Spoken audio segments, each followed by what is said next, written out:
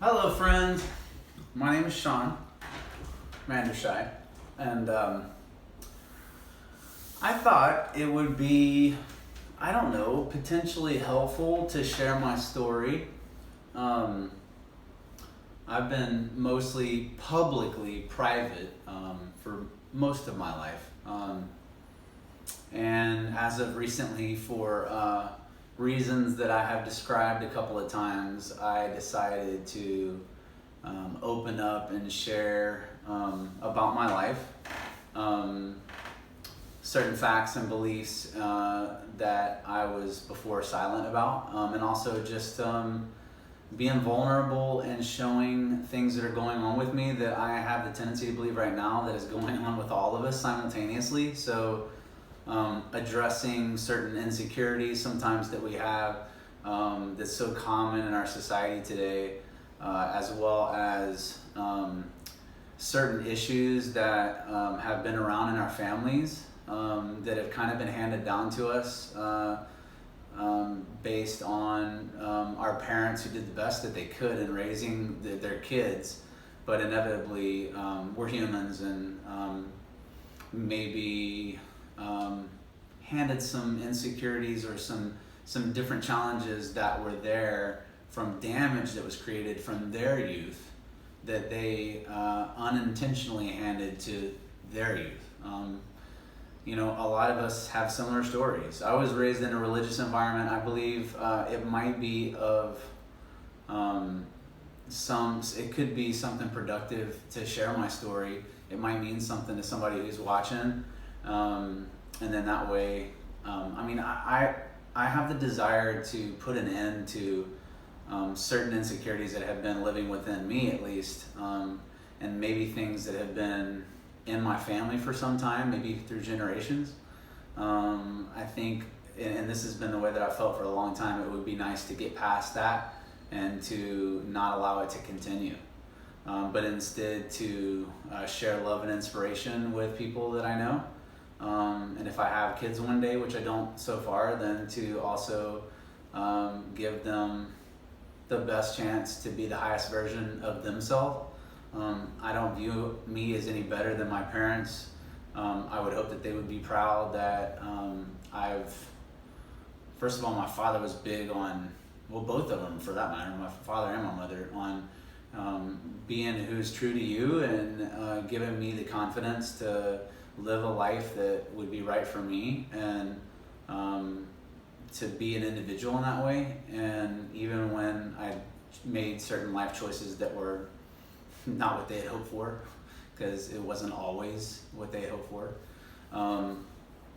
So as a child, my parents were great parents. I was extremely close to my mother.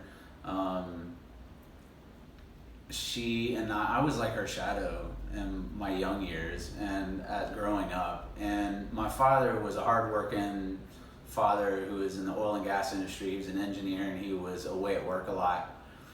So I really didn't get to know him all that well. My exposure to him was often around sports, and my youth playing basketball and around sports, and he was always driven to be the best. He's very competitive. I got that too.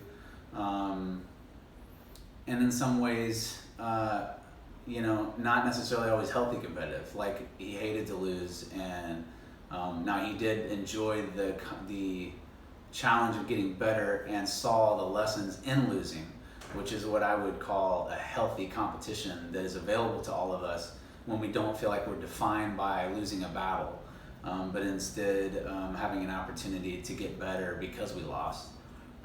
My dad instilled that in me, and also he took losses hard and he took them personal, in a way that may not have been the most productive, but at the end of the day, I've done that a lot of my life too. So around basketball and sports, I definitely had a chance to be around my father, and I felt as a child a lot of times like I never quite added up to what he wanted me to be. When I played well or I did something really well, rather than really kind of celebrate that, it was more about how I could do better. He always wanted me to be better, and that came from a good place. At the same time, I didn't feel a lot of support from him necessarily, and this continued for most of our relationship together. My mother and I were almost inseparable when I was young. she was amazing, amazing entertainer, very social. Both my parents were pretty social. Um, my mother was such a socialite and such an entertainer.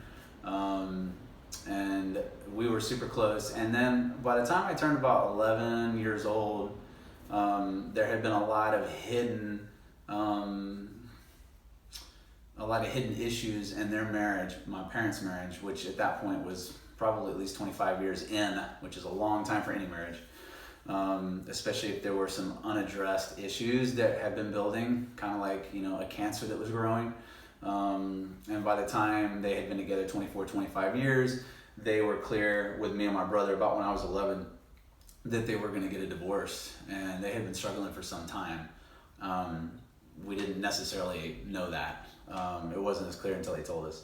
And then once they did that, my brother was 7 years older than me. We were always just far enough apart to where we really didn't understand each other a lot. And, I think if we were 2, 3, 4 years, we would have had a little bit more of an understanding of each other. But we were just far enough that, I ended up telling on him when I was young, and he was out doing high school things, and we didn't necessarily understand each other. So when we got this news, my brother was about the time where he was going to be moving out of the house, and he was right at that age, and I was 11 years old. So my brother was already doing his own thing. They were experiencing some trouble, but at the same time, my mother was doing a lot of dating while she was still married. So they hadn't had the divorce yet. At that time, this was very clearly something that is not commonly acceptable. Our society's been that way about a lot of things. In a way, not being really honest. A lot of people have a hard time calling it that, but there's a lot of marriages that have challenges. And I think a lot of times if you're real about them, it's the better way to be, because then you're able to figure out if you're able to do it. It makes you more vulnerable, and not that you want to necessarily do that publicly. Like, I've chosen to do this myself, but anyway, we all have issues sometimes, and the more you own up to it and realize it, the better your chances are that maybe you can get on the right foot. But my mother had some stuff from her childhood that she had not really faced. She was abused as a child by her father, physically and emotionally, a lot, and it really impacted her in her life, and she never really got past that. And so during this time when my parents' marriage was basically at the end, and they were separating, and we're gonna get a divorce, she had gotten to an emergency state, and by force kind of had to see men and go out with men because they made her feel something that she had been missing for a long time. At the same time, publicly, that would be unacceptable in society, like her friends, all that. It was kind of something that she was doing undercover, and would kind of sneak out of the house at night and stuff like that. But she was doing what she needed to do to take care of herself. It was just in an emergency situation at that point, and that was the only way she knew how to deal with it. Because my brother was 17 or 18 years old, he ended up telling my father, and then inevitably I ended up knowing about it too, because my brother would I would be pulled in and would know about it, and then we would tell my father, who at the time was working out of state in his oil and gas business and doing what he needed to do to take care of the family, which had its own issues for everybody. But nonetheless, it was what it was. And he got really, I ended up at that time at a critical age. I was 11. So I ended up kind of losing my father and my mother at that time, while she was kind of lost in taking care of having an emergency situation to feel whole and complete from different men that she would be going on dates with. And then my father being completely lost in jealousy and insecurity and unable to rest because of what my mother was doing, that my brother and I were both informing him about. So that set a stage. It was pretty troubling for a matter of 2 or 3 years. My parents ended up going through a custody battle for me. My brother, as I said, was old enough, 18 years old. He was doing his own thing. because I wasn't 14 years old, I wasn't able to say, hey, I want to live with my father, and for that to be the case. So my father ended up moving back to Houston and got an apartment that was temporary because it was about being around me and that sort of thing while they were going through this trouble. And I wasn't 14, so I wasn't of the legal age to where I could pick who I wanted to be with. Because my mother was not my mother that I've known my whole life up until that point, I was unable to pick my father to live with, at least during that time, while she was going through all that stuff. And so they ended up having a full-on custody battle for me. At the same time that I kind of lost my parents in terms of having balanced parents that could be good parents at that time. They were really unable to because of their major distraction. So I ended up latching on to another guy named Bo, who I met, who ended up being a father figure to me and kind of like a parent when my two parents were unable to be parents at that time. And they had a full-on custody battle. My mother didn't want my father to win. It was more of a competitive thing. And she had some hatred toward my father, and she didn't want him to win because it had graduated to the stage it had been, their marriage. So they had a full-on custody battle and basically went through most of their savings fighting over who would get custody of me. And this went on for a long period of time. And I'm going to stop this story for now and go to a part 2.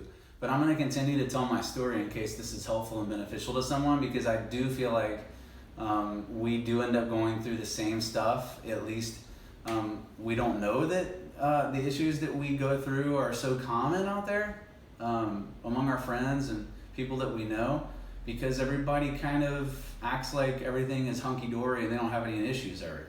And the bottom line is we can all be very successful and still have a lot of things a lot of trouble and a lot of challenges and a lot of things that we have to deal with as human beings. And I think we're at a time right now where it would be nice if we're honest about that and share that. And none of you have to do that, but I chose to do that, and I think it might be beneficial to tell my story because it might give a little bit more of an understanding about why I care so much about spreading really good information and trying to expand people's horizons so that they have the capacity to live a life of, the highest version of themselves that they're capable of living, which has been kind of my goal for the last 15 or 20 years and why I've made a lot of decisions that I've made.